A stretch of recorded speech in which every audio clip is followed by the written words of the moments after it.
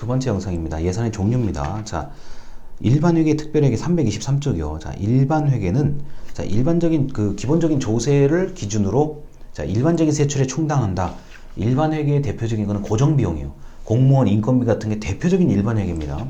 자, 그 다음에 복지 예산 이런 것들이 대표적인 일반회계예요. 자, 특별회계는 특정한 세입으로 특정한 세출에 충당하기 위해서 어떤 목적이 분명해서 만들어 놓은 통장이에요.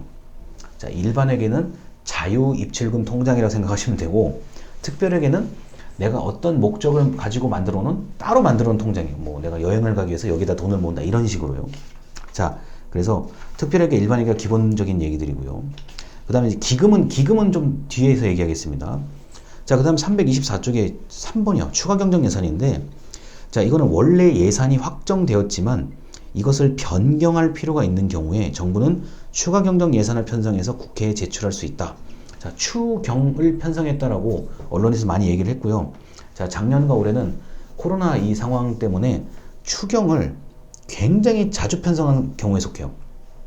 특히 올해 같은 경우는 4번을 4번까지 편성한 걸로 아는데, 이게 여러분 그 추경은 아주 사회 경제적으로 아주 급변한 상황일 경우에 이제 하는 것들이고요. 이게 담당자 입장에서 봤을 때는 굉장히 힘든 거예요. 내가 일단 예산을 다 편성해서 국회에 보냈어요. 근데 그러니까 아주 큰 숙제를 한 번 더 하라는 거예요. 숙제를 한 번 더 했어요. 근데 또 편성하래요. 그러니까 숙제를 2번째 하는 거예요.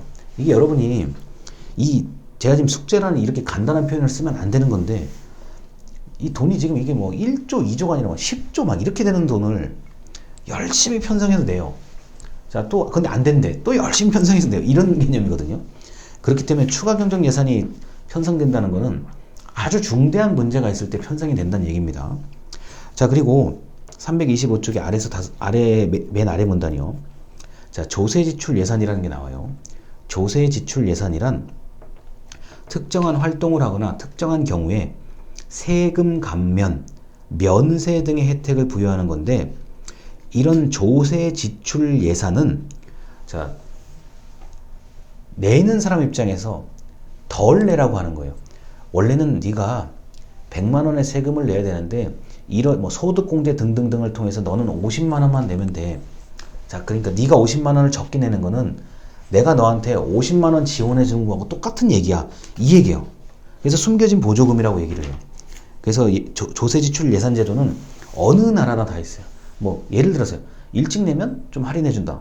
뭐 어떤 조건에 있는 사람은 감면한다. 그래서 어차피 내가 원래 돈을 다 받아서 주느니 아예 내지 말라고 하는 거예요. 이 조세 지출 예산이요. 그래서 굉장히 많은 사람들이 관심을 가지고 보는 제도입니다. 대표적인 게 그 세액공제 같은 거, 소득공제 같은 게 대표적인 사례입니다. 자, 그리고 326쪽에 통합재정이요. 자, 통합재정 또는 통합예산이란 뭐 일반회계, 특별회계, 기금 등 정부의 모든 재정활동을 일괄적으로 표시한다. 자, 재정이 경제에 미치는 영향을 파악한다. 자, 이게 바로 정부의 모든 재정활동. 그러니까 그 국회에서 다루는 예산을 조금 더 범위를 넓혀서 뭐 공기업이 다루는 예산, 그 다음에 뭐 우리가 흔히 말하는 사회복지에 쓰이는 각종 돈들, 이런 것들을 전부 다 합해가지고 이게 어떻게 국민 경제에 영향을 미치는지를 보고 싶을 때 통합재정 이걸 공개하도록 돼 있습니다. 그걸 보면은 이게 작년보다 올해 어떻게 됐고 재작년보다 올해 어떻게 됐는지 이런 거를 좀 파악하기가 굉장히 용이하다는 거고, 국제기구 기준에서는 통합재정 예산을 좀 기준으로 많이 보는 편입니다.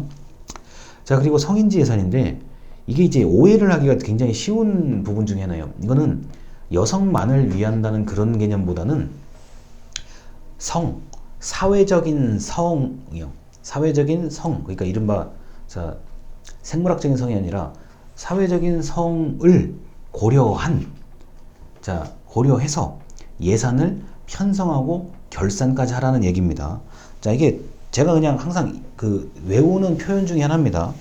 성인지 예산이란 예산이 여성과 남성에게 미치는 효과를 분석하는 모든 과정을 얘기해요. 그래서 이거를 여성에만 너무 한정지어서 생각하면 이게 조금 이해하기가 어려울 수가 있어요. 그래서 여성과 남성에게 미치는 효과라고 보셔야 됩니다. 그리고 이 성인지 예산은 이제 어떤 시점이 되면은 여러분이 공무원이 되면 반드시 1년에 한 번 정도는 교육을 받으실 텐데, 그게 온라인이든 오프라인이든 교육을 받으실 때 아마 제가 했던 얘기 거의 똑같이 나올 거예요. 그리고 뭐 정부에서 제공하는 각종 온라인 교육에 성인지 예산이라는 교육이 좀 있기는 있어요. 근데 당장 여러분들이 그걸 들으시기는 좀 그렇고, 제가 말하는 아주 기본적인 사례들 정도만, 기본적인 내용만 그냥 머릿속에 알고 계시면 이해하기가 어렵진 않습니다. 자, 그리고 이제 기금이라는 얘기가 나오는데요. 아까 일반회계, 특별회계만 했는데 이제 기금 이 세 개가 이제 흔히 말하는 예산에서는 이제 세트로 돌아가는 겁니다. 자, 328쪽에 기금이라고 되어 있는 거예요. 기금의 개념 및 현황. 기금은 특정한 목적을 위해서 세입 세출의 일반 원칙이나 제약에서 벗어나 신축적으로 매우 장기적으로 자금을 관리하는 겁니다.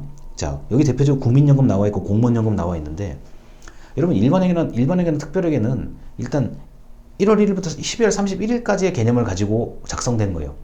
그거에 대해서 논의를 하고 심의를 하고 의결을 하는 건데, 기금은 일단 신축적 자금 운용이 가능하고 굉장히 장기적이에요. 연금하고 뭐 보험 같은 거 생각하면 이게 이해하기 제일 쉽습니다. 그리고 액수가 커요. 자, 그래서 이거를 뭐 1년 단위로 잘라서 운영하기에는 너무 비효율적인 거예요. 장기적으로 꾸준하게 이 기금을 유지하는 게 무엇보다도 유리합니다. 무엇보다도. 생각을 해보세요. 여러분, 만약 국민연금하고 국민건강보험 기금이 엄청난 기금이에요. 자, 뭐 우리 다른 외국에서도 굉장히 부러워할 정도의 엄청난 액수인데, 자, 이거는 뭐 어제 오늘 거둔 게 아니잖아요. 의료보험 같은 경우는 한참 전에 얘기고, 국민연금도 이제 한참 됐죠. 이게 쭉 그냥 계속 미래까지 이어지도록 하는 것. 그런데 이거를 너무 통제지향적으로 운영하다 보면은 이게 오히려 좀 자금을 좀 더 관리하기가 어렵기 때문에 이거는 기금은 따로 완전히 관리한다고 보시면 됩니다. 이게 개인으로 따지면 이게 적금 통장 같은 거예요. 적금 통장이고, 또는 뭐 퇴직연금이라고 하죠. 그런 거 개념이라 생각하시면 돼요. 상당히 장기적으로. 그리고 여러분들이 보험을 지금 가입하신다 그러면, 자, 만기 연령이 100세로 돼 있을 거예요. 거의 100세로 돼 있을 거예요. 왜냐면 요새 장수하기 때문에 100세로 돼 있을 건데, 그렇게 오랜 기간을 돈을 계속 운용하는 게 바로 기금의 개념입니다. 자, 그리고 330쪽에 공공기관 지정기준이라고 되어 있는데요.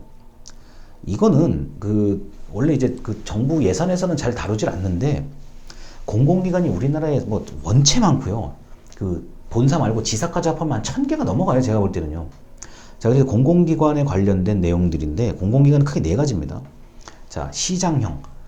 수익이 많이 이제 들어오는 시장형. 수익이 약간 적게 들어온 준시장형. 그래도 규모가 커요. 거기 뭐 한국가스공사, 조폐공사, 한국마사회, 철도공사, 아예 엄청난 데예요, 다. 수익이 굉장히 꾸준히 들어오는데요. 근데 많은 데가 시장형, 약간 적은 데가 준시장형.